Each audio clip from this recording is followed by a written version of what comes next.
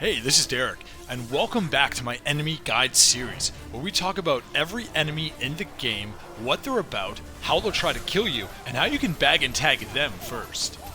Today, we're talking about the Hell Judecca. These guys have pissed me off for the last time, so that stops today. Kicking things off with their attacks. He has this right claw stab, which has a straight and vertical hitbox.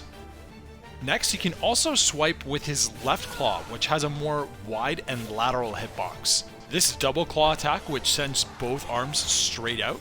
He has his teleport claw, which is pretty easy to avoid and it's highly telegraphed, but keep your eyes peeled. He has a demon pit projectile. There is some tracking on it, which you can see by the dirt along the ground, but it's easy to dodge or even run right past.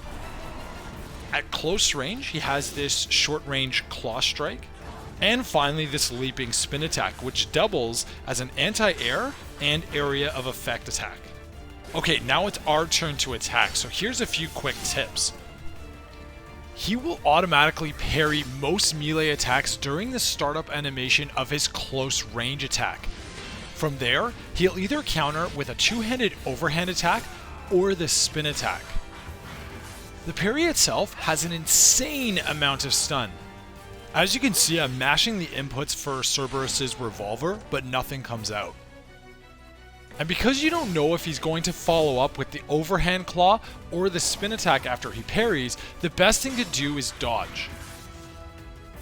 He also has some really pesky defense. He can teleport out of combos after a certain amount of hits, even if he's in the air being juggled, and he will sometimes immediately follow up with a spin attack. And he immediately teleports after being knocked down. So the best strategy is to either completely stun him so he can't teleport or break out of combos, which does take a lot of hits, or loop him with short combos into Buster if you're playing as Nero.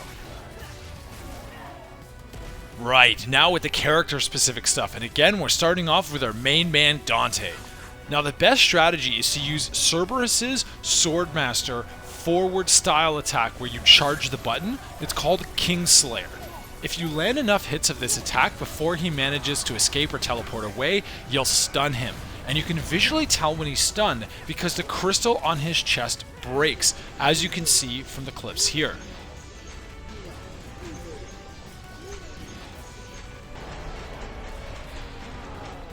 Once stunned, you can switch over to Balrog and bring on the damage with real impact.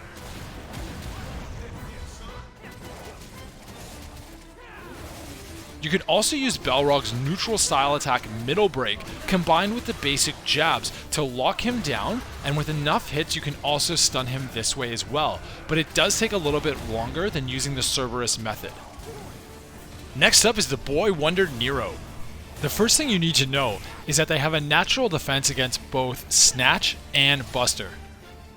Neither of these moves will work until you've landed a couple hits and made the Hell Judecca flinch first. Alright, now that we've covered that, let's take a look at a really simple and effective loop Nero can use to trap and take these guys down. You need to land a couple hits before you can make them flinch and then launch them. So we're going to use Streak, 2 hits of the standard combo, then we're going to launch them with High Roller into Roulette Spin, we're going to jump and Buster. And once Buster finishes, we're going to use Streak or Payline to get back in, one more slash, and then another high time in the same air combo. And you can rinse and repeat this until he is DED dead.